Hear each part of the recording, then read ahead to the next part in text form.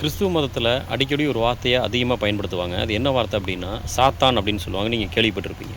சாத்தான்னா என்னன்னு பார்க்கலாம். சாத்தான்னா அந்த மதத்தில் அவங்க எதை போதிக்கிறாங்கன்னா, அந்த மதத்தை அல்லாது வேறொரு மதத்தில் இருக்கக்கூடிய உருவ வழிபாட்டை வணங்குவது சாத்தான் என்று அவர்கள் கூறுகிறார்கள். பெரும்பாலும் அப்படி தான் சொல்கிறாங்க. சிலர் பார்த்தீங்கன்னா, வேறொரு கோணத்தில் அவங்க புரிஞ்சிருக்கலாம். ஆனால் பொதுவாக அவங்க கருத்து இப்படி தான் இருக்குது. சரி, அப்போ உண்மையில் சாத்தான்னா சிலை வழிபாடோ அல்லது உருவ வழிபாட்டை வணங்குவது தான் சாத்தானா அப்படின்னு சிந்திச்சு பார்க்கணும். நம்மளுடைய சிந்தனைக்கு எடுத்துக்கணும்.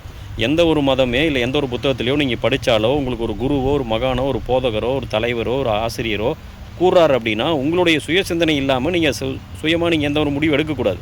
அப்போ சாத்தானா எதை வலியுறுத்துதுன்னு நம்ம பார்ப்போம். சாத்தான் என்பது வெளியில் இருக்கக்கூடியது கிடையாதுங்க. நம்மளுடைய அகத்தில் வரக்கூடிய மனதில் தோன்றக்கூடிய எண்ணங்களில் தீய செயல்களில் நம்மளை ஈடுபடுத்தி தூண்டுவது தான் சாத்தான். தீய எண்ணமும் தீய சிந்தனைகள் தான் சாத்தானை தவிர புறத்தில் இல்லை. சாத்தான்கிறது அகத்தில்.